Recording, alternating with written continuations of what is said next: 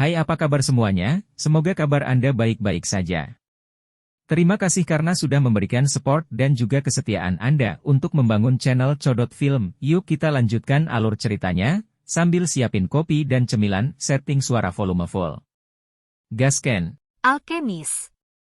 Di dalam kotak giok, pil hijau, seukuran mata naga, diletakkan dengan tenang. Aroma menyegarkan yang menyebar ke seluruh aula berasal dari pil. Di Douki daratan, untuk menjadi Douze, seseorang harus mampu memampatkan ki di dalam tubuhnya menjadi siklon ki. Namun proses pemempresan ki menjadi siklon ki memiliki tingkat kegagalan yang sangat tinggi. Setelah gagal, 9 duan ki seseorang akan kembali ke 8 duan. Beberapa orang yang tidak beruntung perlu memampatkan ki mereka 10 kali atau lebih sebelum mereka berhasil melakukannya. Tetapi dengan membuang begitu banyak waktu pada kompresi ki, seseorang akan kehilangan waktu terbaik untuk berlatih ki dan dengan demikian menghancurkan masa depan mereka.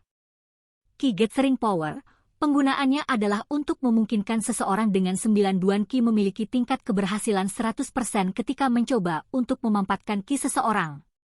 Efek ini membuat banyak orang menjadi merah. Bagaimanapun, siapapun yang bukan Douze akan diperlakukan dengan sangat buruk. Tapi Ki Gathering Power bukanlah sesuatu yang dibuat oleh alam, melainkan dibuat oleh seseorang, alchemist. Di Douki Mainland, satu-satunya profesi yang lebih diinginkan daripada Douze adalah alkemis. Seperti namanya, alkemis mampu membuat pil khusus yang meningkatkan kekuatan seseorang. Setiap alkemis bebas agen dicari oleh banyak kekuatan. Alasan mengapa alkemis memiliki posisi tinggi adalah karena betapa langka alkemis dan seberapa ketat persyaratan untuk menjadi alkemis. Pertama-tama, seseorang harus memiliki atribut api. Dan kemudian, di dalam atribut api, seseorang harus memiliki sepotong kecil atribut kayu untuk bertindak sebagai katalisis dalam pemurnian pil. Di daratan Douki, atribut seseorang ditentukan oleh jiwa mereka. Jiwa sejak lahir hanya akan memiliki satu atribut tunggal dan menolak atribut lainnya.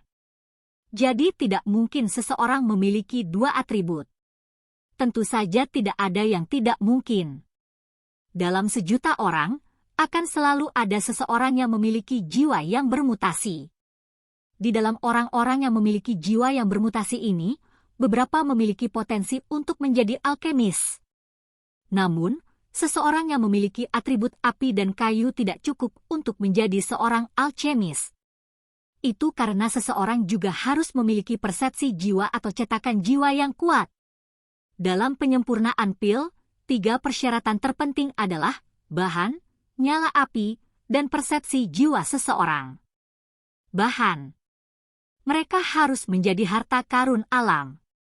Lagi pula, bahkan alkemis terbaik pun tidak bisa membuat pil tingkat dewa dari bahan sampah.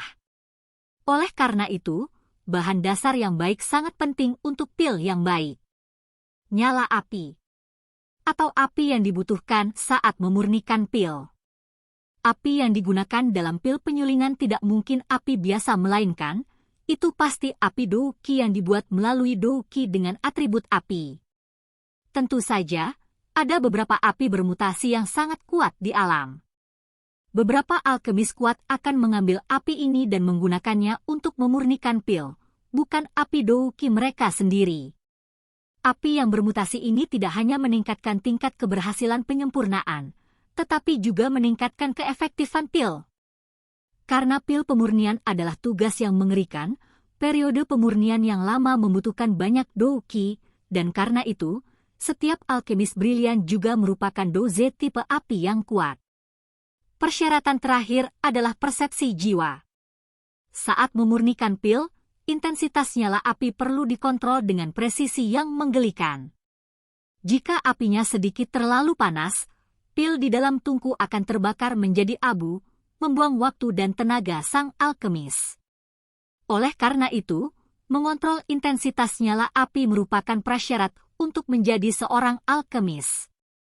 Tetapi untuk memiliki kendali atas api, seseorang harus memiliki persepsi jiwa yang luar biasa. Tanpa persepsi jiwa, Bahkan jika seseorang memenuhi atau bahkan melebihi 2 persyaratan pertama, tidak ada gunanya mencoba memperbaiki pil. Di bawah kondisi ketat ini, orang yang memiliki kualifikasi untuk menjadi alkemis sangat sedikit dan jarang. Karena tidak banyak alkemis, pil ajaib yang mereka saring juga sedikit dan jarang. Karena hal-hal langka itu berharga dan pil pasti dapat didefinisikan sebagai langka, semua alkemis memiliki posisi yang terhormat, sampai batas yang berlebihan. Di dalam aula utama, dengan terengah-engah dari 3 tetua, generasi yang lebih muda semua menatap kotak jade di tangan Geye. Di samping ayahnya, Xiao Mei menjilat bibir merahnya dengan lidah lembutnya dan menatap kotak itu, tanpa berkedip. Hehe, ini disempurnakan oleh sesepuh kami yang terhormat Gu Hi. Saya pikir semua orang di sini pernah mendengar namanya, kan? Melihat penampilan memalukan dari ketiga tetua itu, Geye mulai menjadi sombong. Pil ini disempurnakan oleh pil King Gu Hi. Mendengar kata-kata Geye, ketiga tetua itu sekali lagi mempermalukan diri mereka sendiri. Pil King Gu Hi, seorang alkemis yang sangat berpengaruh di dalam kekaisaran Jia Ma. Alkiminya misterius dan tidak dapat diprediksi, menyebabkan kekuatan berbeda yang tak terhitung jumlahnya mencoba menjilatnya. Gu Hi tidak hanya memiliki bakat luar biasa dalam alkimia, kekuatannya sendiri berada di level doang dan dia salah satu dari 10 doges teratas di kekaisaran Jia Ma. Disempurnakan oleh tangannya, nilai Ki Gathering Powder mungkin secara eksponensial lebih tinggi dari Ki Gathering Power normal lainnya. Ketiga tetua tersenyum pada Ki Gathering Powder di dalam kotak jade. Jika Xiao Clan mendapatkan Ki Gathering Powder ini, maka Xiao Clan mungkin bisa mengembangkan Douze muda lagi. Tepat ketika ketiga tetua berpikir tentang bagaimana cara mendapatkan pil untuk cucu mereka sendiri, suara muda yang dipenuhi dengan amarah bergema di dalam aula utama. Bapak, Geye, akan lebih baik jika kamu menyimpan pilnya. Permintaan Anda, kami mungkin tidak menerimanya. Aula utama terdiam dan pandangan semua orang beralih ke wajah lembut Xiao Yan di sudut. Xiao Yan, kamu tidak punya hak untuk mengatakan apapun sekarang. Diam. Salah satu wajah tetua menjadi gelap saat dia berteriak pada Xiao Yan. Xiao Yao, diamlah. Aku tahu kamu tidak senang tentang ini tapi kami akan memutuskan apa yang akan terjadi. Kata sesepuh cukup tua lainnya kepada Xiao Yan. 3 orang tua, jika anak laki-laki atau cucu laki-laki Anda dibebaskan pernikahannya hari ini, apakah Anda masih akan mengatakan itu?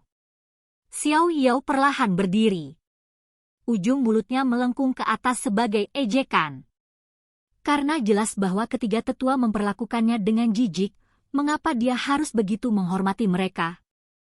Kamu, mendengar kata-kata Xiao Yan, ketiga tetua tidak bisa menemukan cara untuk membantah kata-katanya.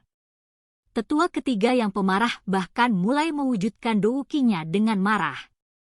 3 tetua, Xiao Yao geget tidak salah. Dia adalah korban dari ini jadi kalian seharusnya tidak memutuskan untuknya. Suara seorang gadis yang jernih terdengar dari seberang aula utama. Mendengar suara gadis itu, kesombongan ketiga tetua itu jatuh dan setelah bertukar pandangan khawatir, mereka semua mengangguk dan duduk kembali. Melihat ketiga tetua mundur, Xiao Yao menoleh ke belakang dan menatap dalam pada Xiao Sun Er yang tersenyum. Kamu siapa? Untuk bisa membuat 3 tetua takut padamu. Menekan kebingungannya, Xiao Yao dengan cepat berjalan dan dengan hormat membungkuk kepada ayahnya, Xiao Shan. Setelah itu, dia berbalik untuk menghadapi Nalan Yanran. Perlahan menghirup udara, dia bertanya, Nona Nalan, saya ingin mengajukan pertanyaan. Kunjungan Anda ke sini hari ini, untuk melepaskan pernikahan, apakah kakek Nalan memberikan persetujuannya? Sebelumnya, ketika Xiao Yan keluar dari sudutnya, Nalan Yanran sudah merasa tidak nyaman dengannya. Sekarang mendengar pertanyaannya, alisnya berkerut. Orang ini, pada awalnya saya pikir dia cukup baik, tetapi sebenarnya dia sangat tidak tahu malu. Apakah dia tidak tahu perbedaan antara kami berdua? Mengkritik Xiao Yan dalam pikirannya, Nalan Yanran tidak pernah memikirkan bagaimana melepaskan pernikahan akan membuat Xiao Yan dan ayahnya dalam situasi yang canggung dan menyebalkan. Berdiri dan menatap suami yang seharusnya menjadi suaminya, Nalan Yanran berkata, kakek tidak memberikan persetujuannya. Tapi, ini masalah saya sendiri dan tidak ada hubungannya dengan dia. Karena kakek belum mengatakan apa-apa maka saya harap Anda akan memaafkan ayah saya karena tidak menerima permintaan Anda. Pernikahan kami ditetapkan oleh kedua kakek kami dan karena tidak ada dari mereka yang mengatakan untuk melepaskan pernikahan maka pernikahan ini akan terus berlanjut. Atau, orang-orang yang mencoba melepaskan pernikahan itu akan tidak menghormati leluhur mereka. Kupikir, di dalam klan kita, tidak ada orang yang akan melakukan hal yang tidak terhormat seperti itu. Xiao Yan memiringkan kepalanya dan menatap lurus ke arah ketiga tetua itu. Menggunakan gelar yang tidak terhormat, Xiao Yan memaksa para tetua untuk diam. Dalam klan yang ketat, melakukan sesuatu yang menghujat seperti tidak menghormati leluhur sudah cukup bagi mereka untuk kehilangan tempat mereka sebagai tetua klan. Kamu, setelah ditolak oleh Xiao Yan, Nalan Yanran tidak dapat menemukan argumen untuk membalas klaim Xiao Yan. Wajahnya menjadi pucat dan menghentakkan kakinya dengan keras, sifatnya yang seperti putri menjadi jelas. Melihat pria muda itu dengan rasa jijik, dia dengan kesal berkata, dalam kondisi apa kamu akan melepaskan pernikahan? Apakah reparasi terlalu sedikit? Baiklah, saya bisa meminta guru saya untuk memberikan 3 ki gathering powder lagi. Selain itu, jika Anda mau, saya dapat mengizinkan Anda bergabung dengan fraksi awan berkabut dan mempelajari metode pelatihan Douki yang mendalam. Apakah itu cukup? Mendengar kondisi menarik dari Nalan Yanran, nafas ketiga tetua mulai menjadi berat.